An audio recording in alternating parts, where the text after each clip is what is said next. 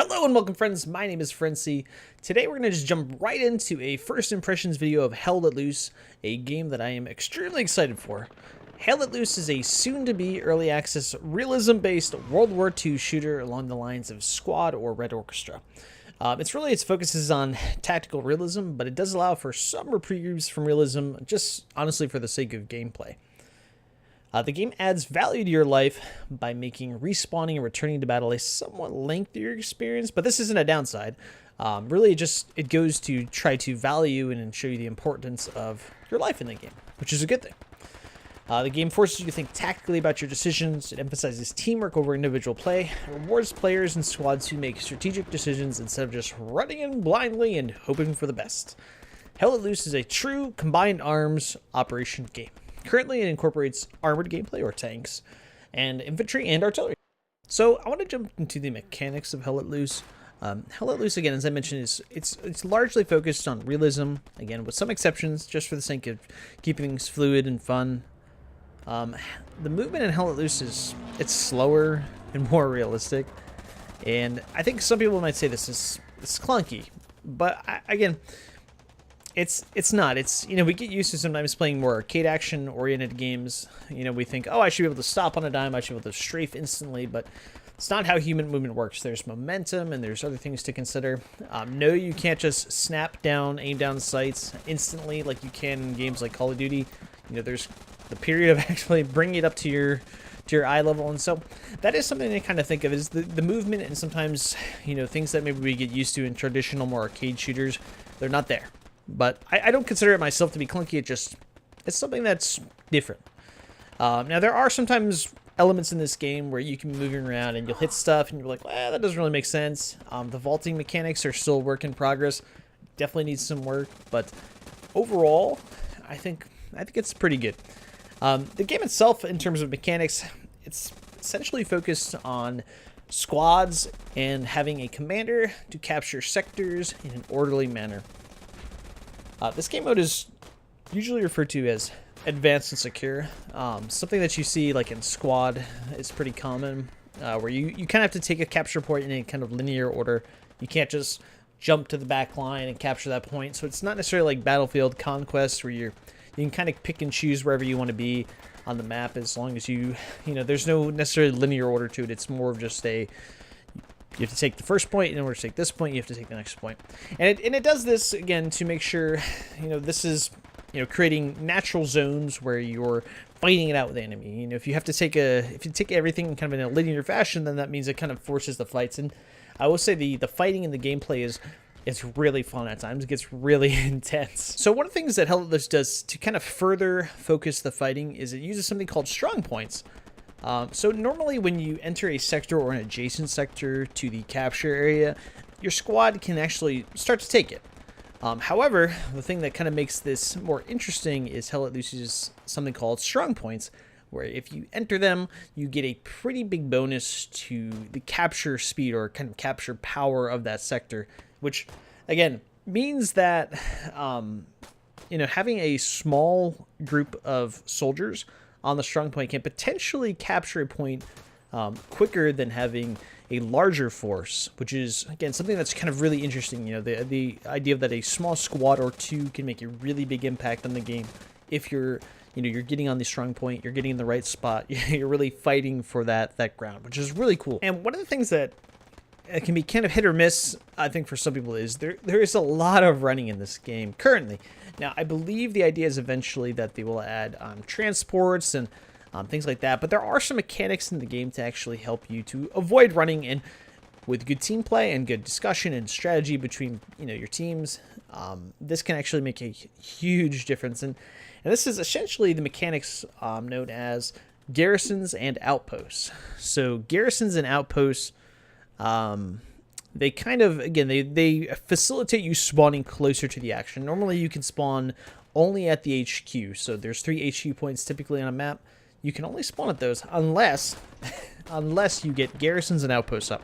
So sometimes the team that also has an advantage is the team that lays down outposts and garrisons more. Garrisons take supplies to lay down, so you have to make sure your commander is dropping in supplies, or somebody on your team is playing support, which again can lay down supplies, which again allows you to drop down garrisons. So it's a kind of a cool thing. Again, it helps with mitigating a lot of the running, and so it's something that can really make a difference within the game. Outposts are a little bit different. They can only be deployed when you have a squad member next to you, and there's a pretty big cooldown after that. So another element of this game that I want to talk about is the environment, and by the environment, I basically mean the maps. Currently, as I speak, this is 2 weeks prior to early access release, but I don't think this will be changing. I don't believe there's a 4th map anytime close to being released, but there's going to be more. There's already promised more based on the stretch goals for the Kickstarter, and they said I think they want to go ahead and look at some other maps as well. Currently, there's 3 maps. St. Marie du Mont was the first kind of initial map that was introduced. Again, and the thing that's interesting about all these maps in this game is they're all very different. St. Marie du Mont largely plays around hedgerows, so your ability to move from point to point is largely focused on where can I get cover from the hedgerows, because there's not many cities or buildings for the most part. It's largely just these hedgerows where you have to go kind of figure out how can you work around. It can make flanking a lot different because, you can't just flank straight to the right. You might have to, go around the hedges and kind of work your way around. So it's a really interesting style of gameplay, and I think that's what's interesting to me so far is all the maps play really differently, which obviously some people they'll grow to dislike. They might grow to dislike a certain map because of that, and that's fine. But every map kind of plays differently. And the next map is Hurtgen Forest. Hurtgen is more of a, it plays a lot differently. Obviously, there's a lot of forest, but there's trenches and there's elevated positions, which you don't see a lot in St. Marie du Mont. One thing that can get you into trouble in Hurtgen is, just running straight through the forest, sprinting through the forest can be pretty deadly. It's kind of better to bound or leap from position to position. So, hopping up to one position, taking a look around, moving to the next position, again, taking a look around. Again, sitting still sometimes in the forest makes spotting enemies pretty easy. So it's important to kind of keep that situational awareness as you're going through the forest, as you're fighting in these really cool elevated positions. The last, and this is the newest map, just released in this past closed beta that is currently ongoing this weekend as I release this video, but will be closed shortly, and that's Foy. Foy is very different from the other 2 maps. There's a lot of fog and snow, so it gives you a totally different feel from St. Marie du Mont and Hurtgen Forest. I think there's some things they maybe need to work on Foy. It is a very open map. It's sometimes there are parts where it's just so open there's not much cover, and the fog does help a little bit because you can only see so far, but it can also kind of lead to experience where you're just getting constantly mowed down by an enemy that has a fixed position. Again, you really have to work together, using smoke grenades, really fighting together and planning out your movement. Sometimes you have to take a really long route to try to get around your enemy and try to flank. So it can kind of lead to an interesting thing, but I will say, once you get to the actual city, like the Foy itself, it's really fun because you're fighting building to building. You're really having to work with your team and make sure you clear certain areas. It's a really fun and enjoyable experience once you get into that. So hopefully they'll make some tweaks like to the terrain maybe, or add some more cover. I think that would go, a long way into fixing some of the issues with Foy. But all maps play really differently, and it's all really interesting. And again, according to the developers, again, there's the plan for more maps based on the stretch goals. I'm really excited. I believe there's going to be a Utah beach map, which if we can get some kind of amphibious landing, I have such fond memories in Medal of Honor of landing on the shore and just getting mowed down, and I would love to see it replicated in this game, where it probably even more so. Like you're hitting the beach and you're just like bullets are flying, and you see your mate next to you and he just gets mowed down. And so I think this would be a really fun experience to kind of have this in a much more realistic setting than, say, Medal of Honor, where it's much, very gratifying to, hit the beach and try to take the beach. Would be really cool. And so they've also mentioned a city map as well, which would be really cool, because fighting at Foy is already fun as it is. I can only imagine an entire map based on the city would be really fun as well. So one of the things I like to talk about when I think about a game, making first impressions, early access, is replayability. Oftentimes you might pay $30 for a game and you get 10 hours of it, and that's it until they update more, which again, updates can be frequent or infrequent. But I think a sign of a good game is a game that has a lot of replayability, even as the game just enters early access, which is about to. Now, some people might be deterred saying, "Oh well, there's just 3 maps. That's not a whole lot going on there." and that's true. But again, all the maps, as I mentioned, they play radically different, so that's something to consider. The maps themselves, they vary in the sense that there's different capture points each time. It changes, so there's never like you're never just taking the same exact points. There's always some variability, sometimes frequently. So what worked last round may not work, the next round. In addition, I think one of the things is, no game plays out just the same, right? Some games you might be. I've had two totally different experiences where I had a game just the other day where I was playing and we got pushed back to our last point. So there's 5 points on the map. They pushed us back to the very final point for us, and everyone was like, "Oh, it's over, it's over." We came back and to completely win it, and we came back to capture all of their points just by using some smart play, some communication, and so it radically changed everything. just today I was playing, and we we pushed them back to. We had the third point.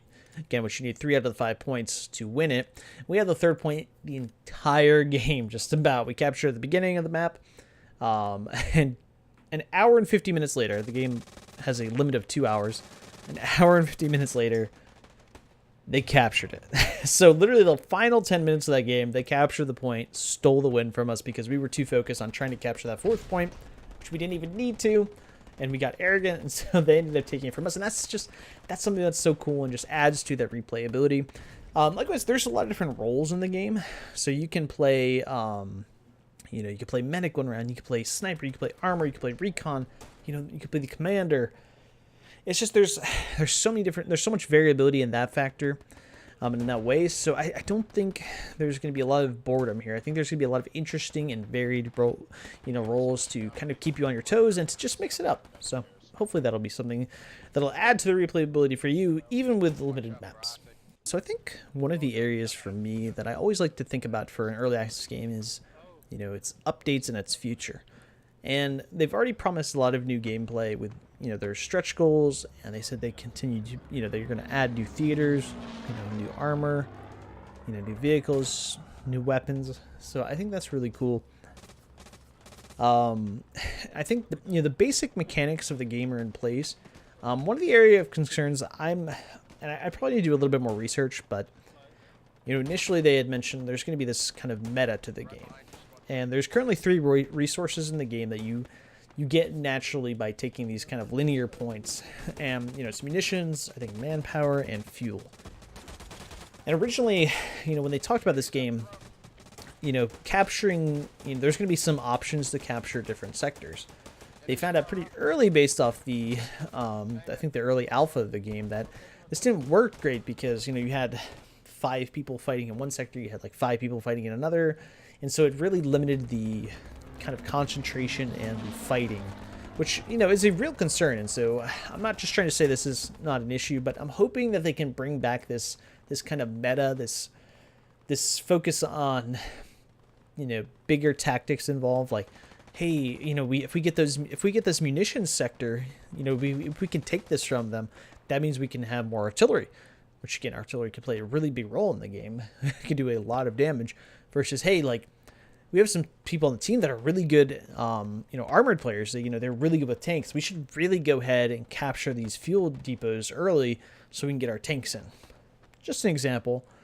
Or really just, we're fighting over manpower so we can, put down more garrisons, or, whatever it kind of may be. And so I would love to see them jump back to this. I'm not sure if there's any plans for this. I need to do a little bit more research, but this is one of the things that I was really looking forward to the game, and that currently it's not really a factor. There's still resources in the game, but again, because each point is designated a certain resource. It's in a linear fashion, so it's not so much like, oh, let's strategically take this point because it'll give us some more fuel. It's just that we have to take this point because it's the next point in the order of things to take. So that's kind of just something to think about as well, and something that I would like to see. Again, new theaters of war would be really fun. I'm so looking forward if there's going to be a true Utah Beach map. I'm curious to see how they can pull that off. But there's a lot going on with this game. Again, I hope you really enjoyed this video. I'm not going to spend too much time, but if you did like it, then hit the like button, subscribe, all those wonderful things that you guys are used to. And of course, I will see you next time.